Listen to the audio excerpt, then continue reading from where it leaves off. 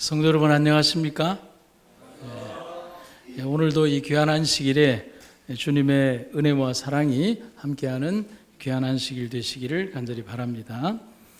오늘은 팔복 이야기 긍휼히 여기는 자는 복이 있나니라는 제목으로 함께 은혜를 나누겠습니다.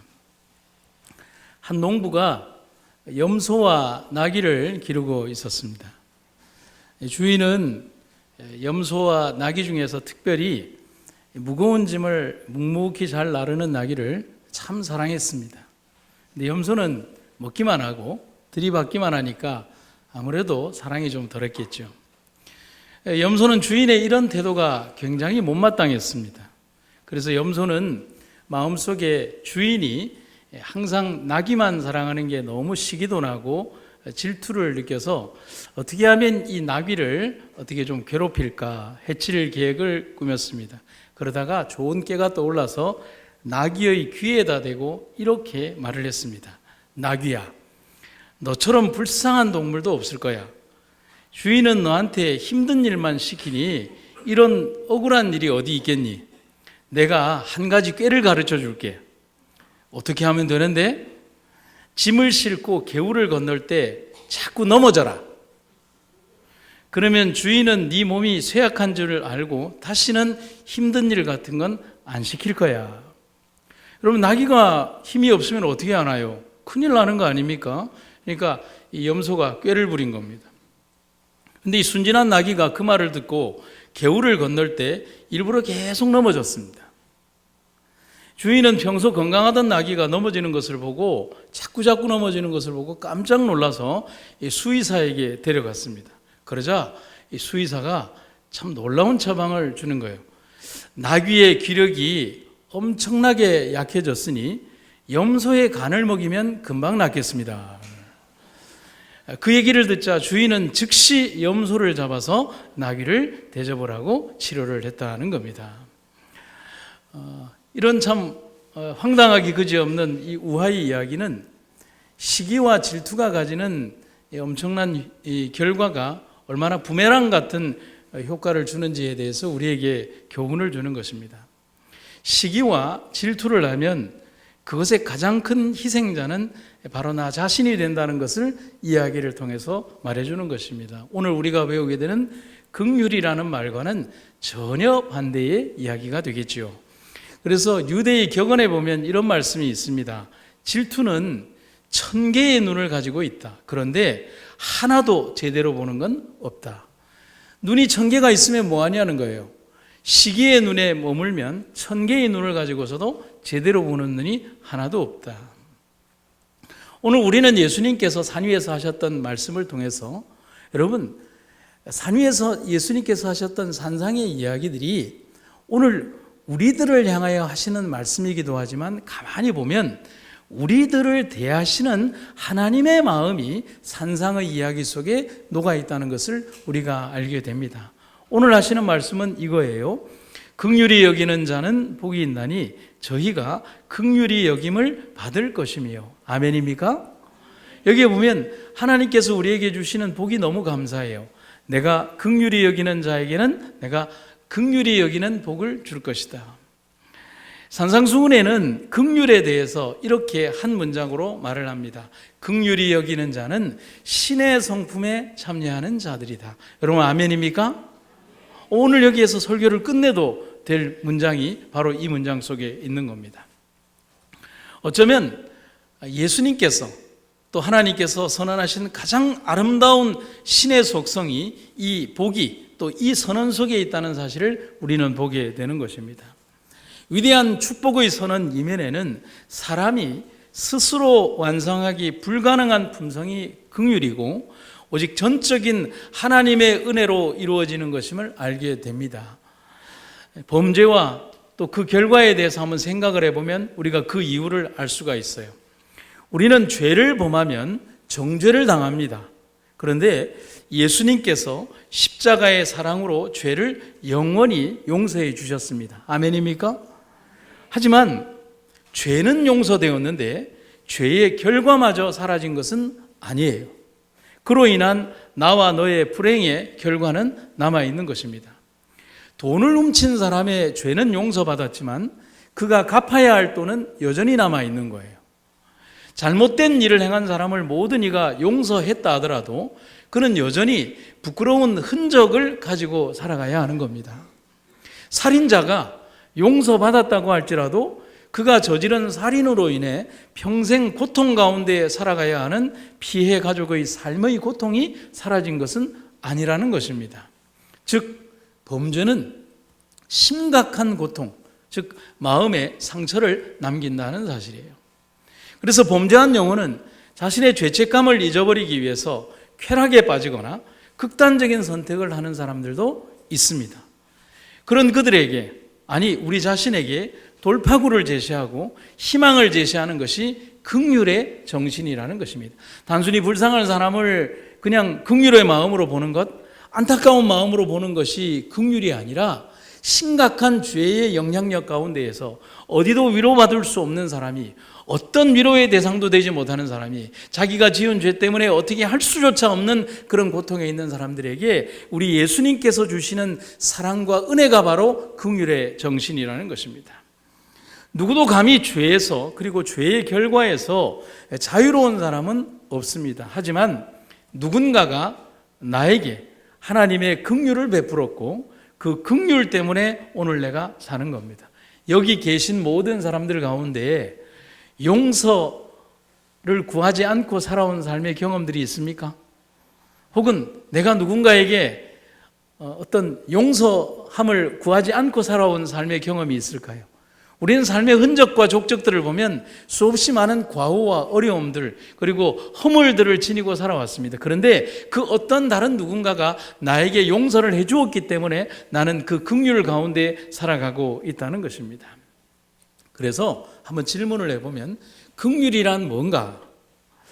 다른 번역본에서 여러분 성경을 보면 이 긍휼이라는 단어를 뭐로 번역하고 있냐면 자비라는 말로 번역하고 있는데 같은 맥락에서 보면 됩니다. 헬라말로 엘레오스라고 하는데 역시 자비라는 말이기도 한데요. 구약 성경에서는 헤세드라고 합니다. 사랑이라고 하고 라하밈, 동정이라고 하는데 문제는 뭐냐면 여기에서 등장하는 헤세드라고 번역된 사랑이라고 번역된 이 긍휼이라는 단어가 신학자들은 한결같이 하는 말이 뭐냐면 번역이 불가능한 단어라고 하는 겁니다. 아무리 인간의 언어로 번역하려고 해도 헤세드라고 하는 이 긍휼이라는 단어는 어떻게 번역할 수 없는 하나님의 근본적인 속성 안에 있는 하나님의 사랑의 마음이 바로 긍휼, 바로 헤세드라고 하는 것입니다. 오늘 우리는 설교를 통해서 아주 짧은 시간 하나님의 사랑과 긍휼에 대해서 배우지만 다 이해하는 것이 아니라 우리의 마음속에 가득히 채워주시는 하나님의 사랑과 그 긍휼을 담아가는 여러분과 제가 되기를 간절히 바랍니다. 그래서 몇 가지를 생각을 해보면 첫 번째 이겁니다. 긍휼은 죄를 용서해 주는 것과 고통을 당하는 자와 궁핍한 자를 동정한다는 의미를 포괄하고 있다는 것입니다. 그리고 시련을 당한 자들의 상황에 깊이 동참해서 그들로 하여금 부담 없이 도움을 청하게 하는 것을 의미하는 것입니다.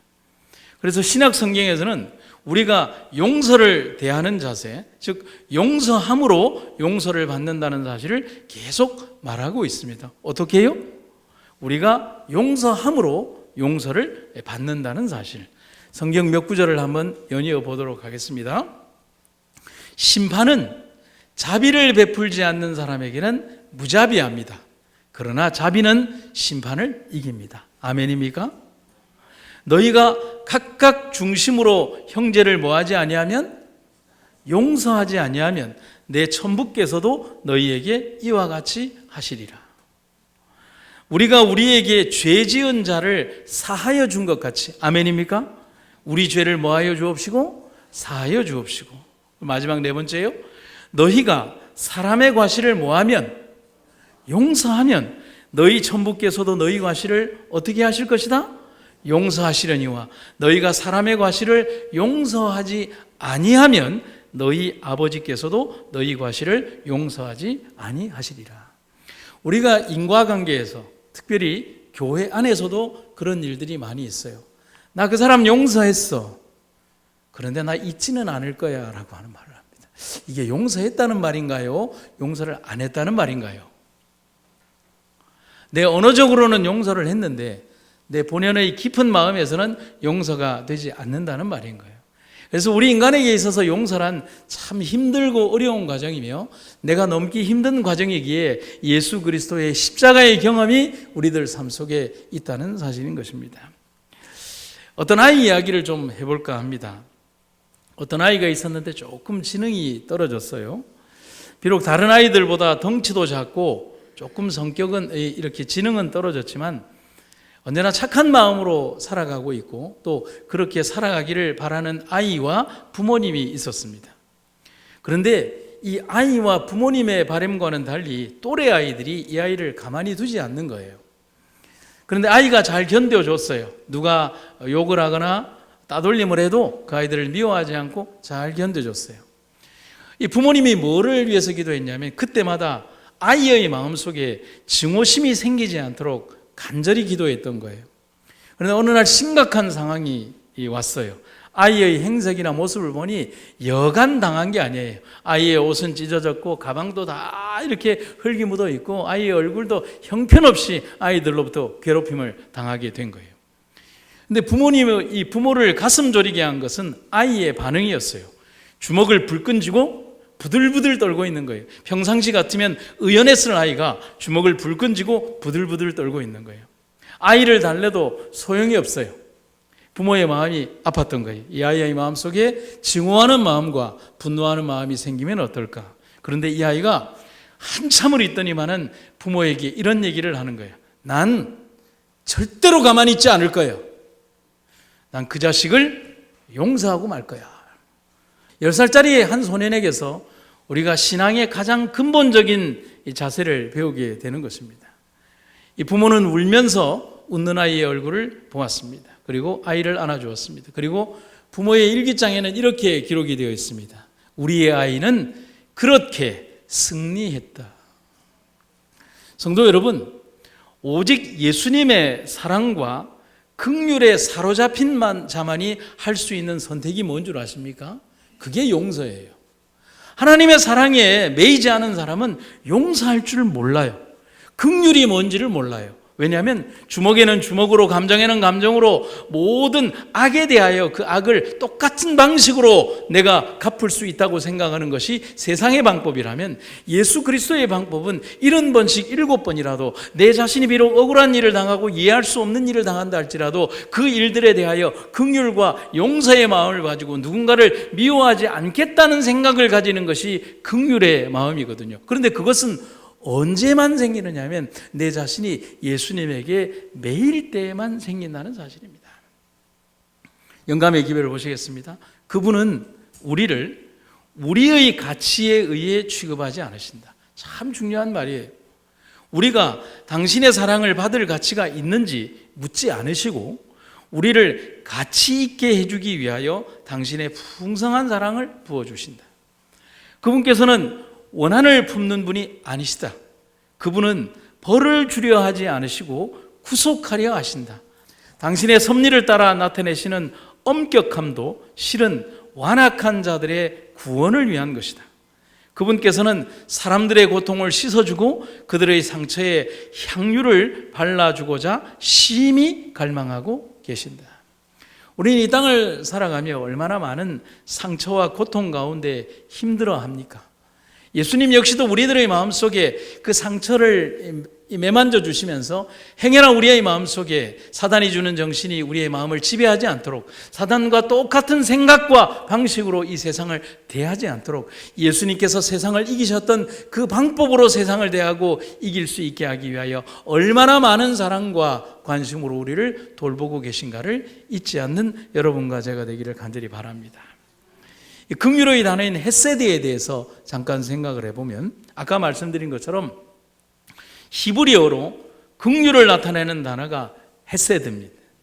하지만 이렇게 번역하고 있지만 아까 말씀드린 것처럼 이 단어는 번역이 불가능한 단어입니다. 단순히 동정, 자비라는 단어로 담을 수 없을 만큼 크다는 사실인 것입니다. 그래서 헤세드 이 단어를 풀이한다면 이렇게 할 수 있어요. 내가 타인의 마음속으로 들어가 그의 입장에서 그의 눈으로 사물을 보고 그의 마음으로 생각하며 그의 감각으로 느끼게 만드는 능력이다. 이것은 단순한 정서적인 연민이나 동정이 아니다. 내가 아닌 너가 되는 것이다. 이것을 문자적 의미 그대로 번역하면 공감이다. 이게 헤세드를 풀이한 긴 말이라는 사실인 것입니다. 예수님께서 하늘 위에 있지 않고 이 땅에 내려오신 이유는 우리 인간과 뭐 하기 위해서요? 공감하기 위해서. 우리를 뭐 하기 위해서요? 이해하기 위해서. 우리의 죄에 대해서 긍휼을 베푸시기 위해서, 우리에게 용서를 주시기 위해서 예수님께서 그렇게 하실 수 있다는 것입니다. 왜 하나님이신 분이 인간의 몸을 입으셔야 했는지, 높은 하늘에 계시지 않고 이 낮고 천한 인간 세계에 오셔야 했는지, 우리와 함께 밥 먹고 잠자고 더위에 지치고 추위에 떨고 사랑에 목마르고 배신에 슬프고 채찍에 아프고 죽음 앞에 놓이셔야 했는지를, 왜 예수님께서 그런 경험에 자기 자신을 내몰았는지, 오직 이 모든 이유가 헤세드, 즉 긍휼이라는 단어 안에 녹아 있음을 우리는 알아야 한다는 사실입니다. 오직 그분만이 나의 모든 것을 아시고 내 편이 되셔서 나의 삶을 내 눈으로 보시고 아시고 용서하신다는 사실이에요. 여러분, 내 눈으로 보는 세상과 여러분의 눈으로 보는 세상이 같을까요? 다르죠. 여러분, TV 하나를 보더라도요, 제가 보는 것과 우리 집사람이 보는 것이 달라요. 그래서 이런 말이 있잖아요. 쌍둥이도 세대 차이가 난다고요. 들어보셨나요? 쌍둥이도 세대 차이가 난다는 말은 그들의 사관과 생각에서 바라보는 모든 것들이 서로에게 너무 다르다는 것입니다. 여러분, 높은 하늘에서 인간을 바라보는 것과 여러분, 이 죄인된 더 이상의 죄를 범할 수 없는 가장 타락한 인류의 이 가슴 속에서 이 눈으로 세상을 보는 것이 어떻게 같을 수가 있겠습니까? 그래서 우리의 예수님은 인간을 이해하기 위하여 인간의 몸을 입으셨다는 사실입니다. 우리 하나님께 감사하는 시간이 되기를 간절히 바랍니다. 한 분의 이야기를 좀 들려드리죠. 조금 어수룩해 보이는 강도가 권총을 들고 들어가서 주인을 위협합니다. 우리 장로님 잠깐만 일어나 주시겠습니까? 예, 주인이고 제가 강도입니다. 제가 총을 들고 있어요? 하면 반응을 했어요. 손 들어! 네, 저렇게 하겠죠. 이제 앉으셔도 돼요. 그런데 강도가 손들어라고 했는데, 여러분 이 그림에 보시면 주인이 어떻게 하고 있느냐 하면 왼쪽은 이렇게 붙이고 오른손을 바짝 드는 거예요. 여러분, 이게 강도에 대한 예의는 아니죠. 어떻게 해야 할까요? 두 손을 다 들어야 하는데. 그래서 강도가 조금 이상한 거예요. 그래서 야, 너 왼손도 들어.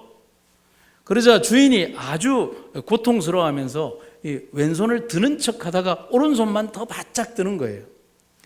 강도가 화가 나서 야, 오른손도 들라니까, 왼손도 들라니까 고함을 칩니다. 그러니까 주인이 고개를 절레절레 드는 겁니다. 그래서 주인이 강도가 뭐라고 하냐면, 야, 너 왼손 안 들면 내가 총으로 쏠 거야 라고 얘기를 하니까 주인이 그래도 안 된다는 겁니다. 그러니까 강도가 총을 쏘려고 하는데 이상한 거예요. 신문에 날 거 아니에요. 강도 주인을 향해 총을 쐈다. 왜? 왼손을 안 들어서. 이거 별로 기분이 좋지 않은 거예요. 그래서 주인이 물어본 거예요. 너 왜 왼손을 안 드냐라고 하니까 주인이 대답을 하기를, 제가 왼손은 신경통 때문에 들 수가 없어요 라고 얘기를 하는 거예요. 아주 좀 이 강도의 생각과는 전혀 다른 얘기를 하는 거예요. 그러자 주인도 그렇게 대답을 하고 나니까 그렇게 명쾌한 답을 못 준 거는 같은데, 여러분 신경통이 오면 얼마나 아픕니까? 그러자 야, 나는 죽었다라고 생각을 하고 주인이 이렇게 눈을 감고 있는데 강도가 자기에게 총을 쏘지 않고 총을 내려놓더니만은 고개를 끄덕하더니만은 이런 얘기를 하더라는 거예요. 선생님도 신경통 때문에 고통을 당하십니까? 저도 원래 이 강도가 아니었는데 신경통 때문에 직장을 잃고 할 게 없어서 강도짓을 하고 있습니다. 이 두 사람이 거기에서 신경통이라는 대화로 막 대화를 나누기 시작하는 거예요. 그래서 뭔 대화를 나누냐면 그 캄캄한 밤에 서로 술을 가져다 놓고 술을 한 잔씩 기울이면서 그 약 한번 먹어봤느냐, 그 약국에 한번 가봤느냐, 그 병원에 한번 가봤느냐, 그 민간치료 한번 해봤느냐 하면서 밤새도록 술을 마시다가 잠이 들어버린 거예요. 근데 아침에 일어나서 보니까 한 사람은 누구고요? 강도고 한 사람은 주인이에요. 친구가 될 수 있을까요? 근데 둘이 친구가 되어버렸어요. 왜 친구가 되었을까요? 신경통이라고 하는 하나의 공통적인 아픔 때문에 친구가 되어버린 거예요. 그래서 이 두 사람이 헤어지면서 이렇게 얘기를 합니다. 우리 다음에 만날 때는 좋은 얼굴로 만납시다 라고 하면서 이미 친구가 되어버린 두 사람이 머리를 긁적긁적 하면서 헤어지더라는 겁니다.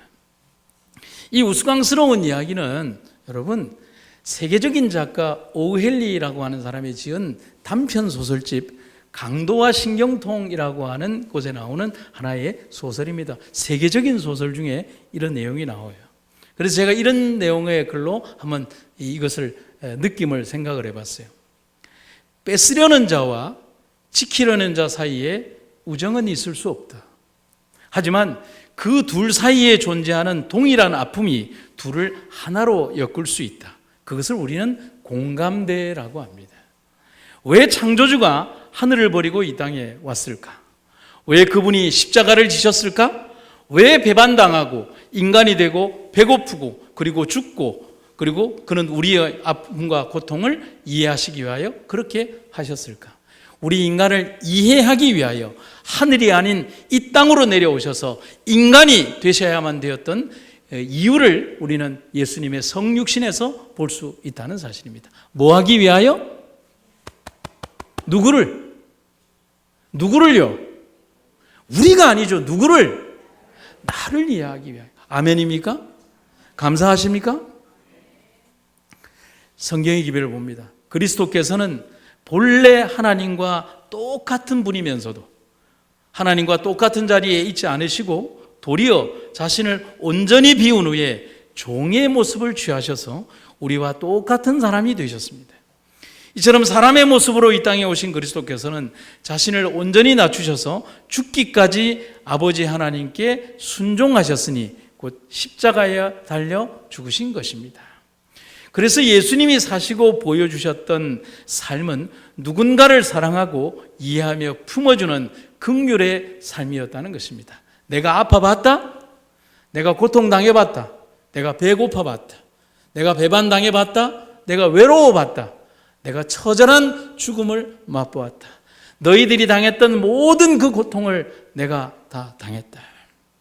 생애 자체가 고통스러운 투쟁이 되는 사람들이 많이 있다. 우리 주변에 있지 않습니까? 삶 자체가 고통스러운 투쟁이 되는 사람들이 있다. 그들은 늘 부족을 느끼며 괴로워하고 불신을 나타낸다. 자신들에게는 감사할 것이 아무것도 없다고 생각한다. 계속 투쟁하는 고독한 많은 사람들에게 있어서 친절한 말과 동정의 표정과 감사의 표시는 마치 목마른 사람에게 냉수 한 그릇과 같을 것이다. 동정의 말 한마디, 친절한 행동 하나는 피곤한 어깨에 무겁게 지워져 있는 짐을 치워줄 것이다. 따라서 사심이 없는 모든 친절한 말과 행동은 잃어버린 인류를 위한 그리스도의 사랑의 표현이다. 이게 뭐라고요? 긍휼이라는 것입니다. 성도 여러분, 오늘 우리는 살아가며 예수님을 믿고 예수님의 사랑을 실천하는 것을 대단히 고고한 행동이나 엄청나게 많은 돈과 어떤 일들 속에서 찾으려고 합니다. 그게 아니라고 했어요. 따뜻한 말 한마디, 그 사람을 이해하는 따뜻한 말과 행동, 그리고 자그마한 행동들 속에서 그리스도의 원대한 사랑을 실천할 수 있다라고 얘기하는 것입니다. 지금 당장의 옆 사람의 손을 한번 잡아주십시오. 그 사람이 위로받고 있다면 우리는 그리스도의 긍휼을 실천하는 것입니다. 오늘 외로움에 있는 사람들에게 따뜻한 말 한마디를 해줄 수 있다면 그 사람이 비록 세인의 눈으로 보았을 때는 그런 행동을 했지만 그러나 예수님의 마음으로 그 사람을 이해할 수 있다면 우리는 그리스도의 긍휼을 실천하는 사람이 될 것입니다. 한 사람이 어린 딸과 함께 산지에 살면서 양을 치고 있었습니다. 어느 날 아버지와 딸은 잃은 양을 찾다가 그 양이 가시나무에 걸려 빠져나오지 못하고 버둥거리는 것을 발견했습니다. 그들은 조심스럽게 그 양을 가시덤불에 떼어냈는데 그 양이 이미 여러 곳에 긁히고 상처가 나 있더라는 거예요.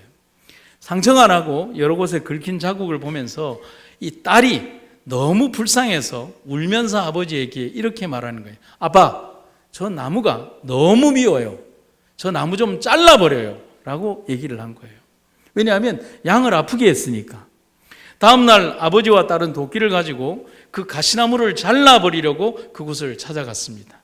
나무 가까이 갔을 때 이 소녀와 아버지는 한 장면을 목격하게 된 거예요. 작은 새 한 마리가 그 가시나무 위에 앉더니 작은 부리로 양이 가시에 긁히면서 남겨놓은 털들을 쪼아 모으는 것을 본 거예요. 양은 상처를 입었지만 그 상처 때문에 남겨준 털을 가지고 가서 자기의 새끼들을 위한 이 둥지를 만들었다는 사실인 것입니다. 작은 새가 부지런히 와서 어미새와 아빠새가 와서 부지런히 한 입 가득히 털을 물고 자기의 둥지로 날아가는 모습을 보면서 아버지와 딸은 한동안 그 광경을 넋을 잃은 듯이 보면서 이 딸이 아버지에게 이런 얘기를 하는 겁니다. 아빠, 하나님께서는 왜 이곳에 가시나무를 자라게 하시는지 이유를 알 것 같아요. 나무의 가시들은 작은 새가 집을 지을 수 있는 부드러운 털을 모으는 일을 하기 위해 가시가 있나 봐요. 여러분, 우리는 우리 세상에서 우리의 눈으로만 세상을 본다면 나는 의로울지 몰라도 세상의 모든 사람들의 믿음이 가치 없는 믿음처럼 보일 때가 있습니다. 어떤 사람의 잘못된 행동, 어떤 사람의 말 한마디, 어떤 사람의 선택 하나에 대해서 비판적인 시각으로 볼 수도 있을 것입니다. 하지만 그 사람의 삶에 깊숙한 곳으로 들어가면 오늘 그가 한 행동과 그의 삶에 또 다른 이유가 있을지 우리는 생각하지 못하고 그저 내뱉을 수도 있다는 사실입니다. 그래서 누가복음 6장에는 예수님께서 이런 말을 합니다. 같이 한번 읽어볼까요? 시작. 너희 아버지의 자비로우심 같이 너희도 자비로운 자가 되라. 아멘. 그리고 세 번째는 긍휼을 맛본 자가 긍휼을 베푼다는 것입니다. 여러분, 이 그림이 좀 의미가 있어 보이나요? 한 사람이 활 시위를 가지고 있고요. 아마도 이 활 시위를 가진 사람이 활을 쏘았겠죠. 그런데 화살을 맞은 사람이 오히려 다가와서 자기에게 활을 쏜 사람을 이렇게 안아주는 모습. 제가 예전에 발견한 그림 가운데 참 제가 소유하지 못한 그런 모습이지만 이 그림에서 많은 것을 배우게 됩니다. 여러분, 지금 이 시간 바울을 한번 생각을 해보도록 합시다. 우리는 바울의 경험과 삶에서 긍휼의 위대함을 배우게 됩니다. 바울의 선교 여행은 핍박과 고통, 원수의 지독한 반대로 점철 지어진 삶이 바로 바울의 삶이었어요. 그 경험이 바울의 14권에 걸친 편지서에 빼곡하게 기록이 되어 있습니다. 그런데 여러분 한번 생각을 해보세요. 바울의 글을 통해서 깨닫는 것은 복음 전파는 원수에 대한 긍휼과 용서 그리고 사랑이 없이는 결코 불가능하다는 사실을 배우게 되는 것입니다. 바울이 자기에게 해코지했던 모든 사람들을 지나면서 하나님이여 저들을 모두 불태워 주시옵소서라고 글에 기록했다면 바울의 글이 살아남을 수 있을까요? 바울의 글에는 그 모든 사람들, 자기에게 악행을 일삼았던 모든 사람들에 대하여 저주하는 말은 하나도 없습니다. 용서와 사랑과 긍휼과 십자가에 대한 이야기밖에 없어요. 하나님의 자비와 용서를 깨달은 자만이 가능한 일인 것입니다. 그래서 여러분 이 말을 기억하도록 합시다. 한번 따라해 보실까요? 죄를 용서받은 자가 용서할 줄도 안다. 아멘입니까? 굶주렸다가 배부르게 된 자가 다른 사람의 굶주림도 알고 배불리 먹이게 할 줄도 안다는 것입니다. 그게 네 번째 복의 이야기라는 것입니다. 긍휼히 여김을 받은 자가 다른 사람에게 긍휼을 베풀 줄 알고 또 그러한 긍휼을 베풀 줄 아는 자가 하나님으로부터 긍휼을 받게 된다는 것입니다. 하지만 받은 은혜는 망각한 채 다른 사람에게 대하여 긍휼하지 않았던 1만 달란트 빚진 사람의 이야기는 시사하는 바가 크다는 것입니다. 용서를 베풀 줄 모르는 사람은 결코 용서받을 자격이 없음을 성경은 말하고 있다는 것입니다. 저희가 신학교 다닐 때 저명한 목사님 가운데 데니스 레인이라고 하는 목사님이 있습니다. 강해 설교에 아주 최고봉이라고 하셨던 목사님인데요. 저희 교단의 목사님은 아닌데 그분이 이 팔복에 대한 설교를 하시면서 이런 내용의 설교를 했는데 제가 이것을 한번 읽어드리도록 하겠습니다. 예수님께서는 우리가 다른 사람을 용서하지 않는다면 우리도 용서받지 못할 것이라고 경고하셨다. 그것은 긍휼을 베풀지 아니하는 것은 긍휼을 멸시하는 것이 되기 때문이다. 우리가 하나님께 빚진 것만큼 우리에게 많은 빚을 진 사람은 아무도 없다. 그러므로 긍휼을 베푸는 것은 긍휼을 받았음을 나타내는 것이고 긍휼을 베풀지 않은 것은 긍휼을 이해하지 못했음을 나타낸다. 그리고 제일 마지막 문장에 이렇게 되어 있어요. 단 안 받은 사람은 아무도 없다. 여기에 하나님으로부터 긍휼의 선물을 받지 않은 사람이 한 사람도 없다는 사실인 것입니다. 그렇다면 우리 역시도 우리에 대하는 모든 사람들에게 대하여 긍휼을 베푸는 그런 성도와 백성들로 남으시기를 간절히 바랍니다. 함부로 이야기를 좀 들려드리겠어요. 한 회사원이 부정한 방법으로 자기 회사의 자금 중 수천 달러를 몰래 횡령한 한 젊은 회사원이 있었습니다.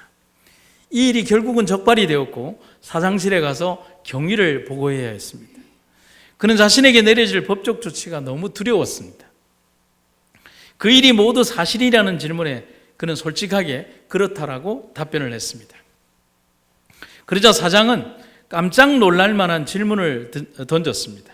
내가 자네를 지금 그대로 일하게 해준다면, 용서하고 일하게 해준다면 앞으로 내가 자네를 믿을 수 있겠는가?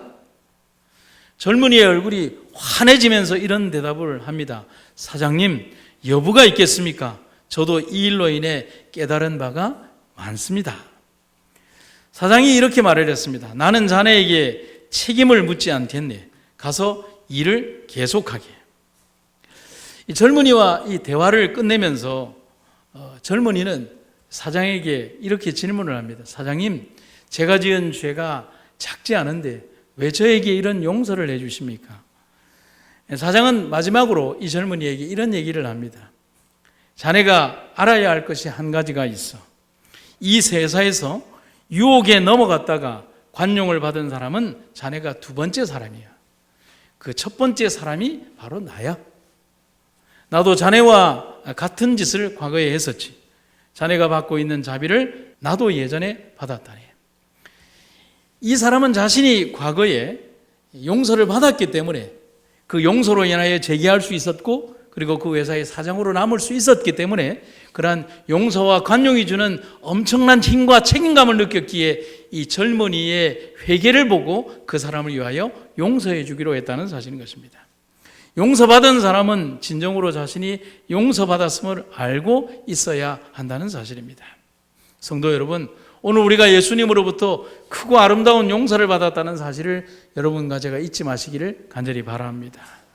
그래서 긍휼에 대한 정의를 짧게 한 몇 가지로 정리하고 마쳐볼까 합니다.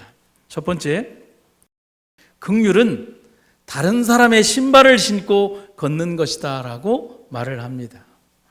인디언의 속담의 의미처럼 내 마음의 잣대로 형제를 판단해서는 안 됩니다. 그것은 가장 큰 죄의 시작이 된다는 것입니다. 여러분, 제 신발을 신고 걸어보면 여러분들이 어떤 삶을 살고 있는지, 제 인생의 발의 크기가 어떤지 여러분들이 이해하시겠습니까? 제가 어떤 발 사이즈인지 여러분들이 신어보기 전에 어떻게 알겠습니까? 그래서 TV에서의 승려인 저명한 승려는 이런 얘기를 합니다. 다른 사람을 행복하게 해주고 싶다면 자비를 베풀어라. 자신이 행복해지고 싶다면 자비를 먼저 베풀라고 얘기를 하는 것입니다. 요셉이 억울하게 팔려간 다음에 자신을 팔아버린 형제에 대한 미움이나 증오로 일관했다면 성경은 요셉을 위하여 이렇게 많은 기록을 남길 수가 없었을 것입니다. 여러분, 성경 창세기에 있는 요셉 이야기가 성경 창세기의 거의 3분의 1 이상, 거의 절반에 가까운 내용으로 기록된 것을 여러분 보시지 않습니까? 그는 형들에 의해 팔려갔지만 그는 오히려 형들을 위한 집을 마련하고 그들을 용서했습니다. 그리고 그 속에 하나님의 뜻이 있음을 발견했다는 것입니다. 요셉은 용서하고 긍휼을 베풀므로 그렇게 승리자가 되었다는 사실인 것입니다. 그래서 프란시스 베이컨은 이런 얘기를 합니다. 복수할 때 인간은 그 원수와 똑같은 수준이 된다. 그러나 용서할 때 그는 그 원수보다 위에 서 있다라고 말을 하는 것입니다. 두 번째는 긍휼은 다른 사람의 불행을 내 것으로 여기는 데서부터 출발한다라고 합니다. 하나님은 인간의 고통에 대해서 아신다는 표현을 쓰십니다. 출애굽기 3장의 백성의 고통도 하나님이 아신다라고 말씀을 하십니다. 그 긍휼함이 인간을 위한 성육신과 십자가를 있게 만들었다는 것입니다. 그렇다면 우리 역시도 형제의 고통을 알고 나누는 행동을 통해서 하늘과 더욱 가까워진 삶을 살게 될 것입니다. 팔복의 다섯째 복인 이 긍휼은 성경 안에서 발견될 단어가 아니라 성도들의 삶에서 발견되어져야 할 살아있는 삶이요 행동이 되어야 한다는 것입니다. 성도 여러분, 오늘 우리가 살아가며 우리의 생애에서 이 긍휼의 마음으로 인하여 해처럼 밝게 빛나는 우리 성도들의 삶이 되기를 간절히 바랍니다. 영감의 기별입니다. 긍휼히 여기는 자는 긍휼히 여김을 받을 것이다. 구제를 좋아하는 자는 풍족하여질 것이요 남을 윤택하게 하는 자는 윤택하여지리라. 하나님의 자녀들을 위한 봉사로 생애를 하나님께 바치는 자는 누구나 우주의 모든 자원을 마음대로 쓸 수 있는 분과 연결된다. 그의 생애는 변함없는 언약의 황금고리로서 하나님의 생애와 하나로 이어진다. 주께서는 고통과 궁핍의 시간에 그를 잊지 않을 것이다. 긍휼히 여기는 자는 가장 어려운 시간에 긍휼히 여기시는 구주의 자비 안에서 피난처를 찾게 되고 영원한 거처로 영접받게 될 것이다. 아멘. 예수님은 긍휼히 여기는 자의 복으로 긍휼히 여김을 받을 것이며라고 말씀하십니다. 얼마나 감격적인 약속이십니까? 오늘 우리들의 생애를 긍휼로 이끄시는 하나님의 은혜에 감사하는 여러분과 제가 되기를 간절히 바랍니다. 제가 한 분을 소개해드리고 말씀을 마치도록 하겠습니다. 영국의 중부 코벤트리라고 하는 곳에 가면 코벤트리 대성당이 있는데 이곳에 서 있는 동상입니다. 이 엄숙한 성당의 앞에 있는 분위기와는 어울리지 않는 한 여자의 동상, 말을 타고 있는 여자의 동상이 있는데 왜 성당의 분위기와 어울리지 않는다면 이 여인의 말을 타고 있는데 여인이 옷을 하나도 입고 있지 않은 모습으로 말을 타고 있습니다. 11세기 무렵에 이 지역의 백성들은 아주 무거운 세금에 시달리고 있었습니다. 영주 레오폴드의 무거운 세금이 농노들과 사람들을 처참한 환경으로 몰고 간 겁니다. 아무리 농사를 지어도 자기들의 배고픔을 해결할 수 없고 아무리 많은 농사를 지어도 이 배고픔 속에서 자기들이 극복할 수가 없었어요. 그런데 영주의 부인인 고다이버가 자기의 남편인 영주에게 세금을 감면해 줄 것을 탄원을 합니다. 그런데 거만한 레오폴드 영주가 자기의 아내, 근데 이 아내의 나이가 이때 당시에 16살이었습니다. 이 아내에게 이렇게 외칩니다. 네가 뭘 한다고 그러느냐? 네가 정말 농민들을 걱정한다면 사람들이 많이 모여있는 시장거리를 알몸으로 말을 타고 지나가면 내가 그 청을 들어주겠다. 그러면서 자기 아내를 조롱을 한 겁니다. 이런 조건을 달면 다시는 잔소리를 못할 줄 알고 터무니없는 조건을 제시한 것입니다. 여러분, 16살짜리 여인이면 가장 부끄러움을 많이 탈 나이가 아닐까요? 그리고 그는 고관 영주의 아내입니다. 도저히 들어줄 수 없는 조건을 내걸면서 다시는 그런 내용으로 나를 괴롭히지 말라고 한 것입니다. 어느 누가, 그것도 영주의 부인이 하찮은 백성들을 위해서 그런 죽음보다 못한 치욕을 감내하겠습니까? 하지만 그 말을 들은 영주의 부인인 고다이버는 말없이 긴 머리를 풀어헤친 채 이른 아침 알몸으로 말등에 올라 마을을 한 바퀴 돌았습니다. 이런 놀라운 사실을 안 백성들은 결코 아무도 훔쳐보거나 내다보지 않았습니다. 마을에 있는 모든 이 성내에 있는 모든 백성들이 창문을 닫고 자기들을 위하여 죽음보다 더한 치욕으로 벌거벗은 채 마을을 돌아다니는 그 부인을 위하여 이 창문을 다 닫고 안에서 눈물을 흘리며 감사했다는 것입니다. 부끄러움을 무릅쓰고 있던 그때 이 여인의 이 나이가 불과 아까 말씀드린 것처럼 16살 젊은 부인이었습니다. 그 일로 인하여 레오프릭 이 영주는 이 아내의 마음이 진실이라는 사실을 알고 백성들을 위한 무거운 세금을 감면해주고 훌륭한 영주로 거듭나는 계기가 되었고 백성들은 행복한 삶을 살 수가 있었다는 사실입니다. 그래서 이 엄숙한 성당 앞에는 성당의 분위기와는 전혀 어울리지 않는 벌거벗은 여인이 말을 타고 있는 동상이 이유가 여기에 있는 것입니다. 여러분, 이 그림을 보면서 배경을 들으시면서 누가 생각나십니까? 누가 생각나십니까? 예수님이 생각나십니다. 아멘입니까? 이 고다이버 부인의 모습에서 사랑 때문에 수치를 끌어안는 예수님의 모습을 보게 됩니다. 창조주께서 인류를 구원하기 위하여 발가벗겨진 채 채찍질 당하고 십자가 위에 달려 돌아가시는 예수님의 모습이라는 것입니다. 결코 언어로 표현될 수 없는 하나님의 사랑의 모습, 그것은 긍휼하신 하나님의 모습이라는 것입니다. 성도 여러분, 예수님은 오늘 우리에게 그 긍휼을 보여주고 계신 것입니다. 오늘 우리가 진정 닮아가야 할 모습입니다. 교리적 논쟁이나 단어의 문법 때문에 다투는 그런 얕은 지식의 사람들이 아니라 하나님의 사랑을 알아가는 사람들이 되기를 간절히 바랍니다. 15세기 폴란드의 천문학자인 코페르니쿠스라고 하는 사람이 있습니다. 그는 죽어가면서 자기의 묘비에 이런 묘비명을 기록해 달라고 기록을 하고 있습니다. 주여, 나는 바울이 가졌던 특권을 구하지도 않고 베드로에게 주셨던 능력을 구하지도 않습니다. 다만 예수님 십자가에 달리실 때 옆에 있었던 강도에게 베푸셨던 그 긍휼을 나에게도 베풀어 주소서. 성도 여러분, 우리도 기도합시다. 그 긍휼을 우리에게도 오늘 베풀어 주소서. 말씀을 마치겠습니다. 우리를 사랑하시는 아버지 하나님, 당신의 무한하신 사랑과 긍휼을 인하여 감사드립니다. 오늘 우리들의 생애를 붙드시고 이끌어 주시는 하나님의 위대한 사랑을 우리는 다 알 수는 없지만 우리의 가슴 속에 가득히 가지고 살아가게 하여 주시옵소서. 내가 만나는 사람, 또 내가 만나야 할 사람, 나에게 상처를 주었던 사람, 때로는 내가 상처 주었던 모든 사람들에게 대하여 긍휼을 베풀고 또 긍휼을 얻게 하여 주시옵소서. 주님의 아름다운 사랑과 은혜가 가득히 넘치는 아름다운 주의 교회와 성도들 되게 하여 주시옵소서. 예수님의 이름으로 기도드립니다.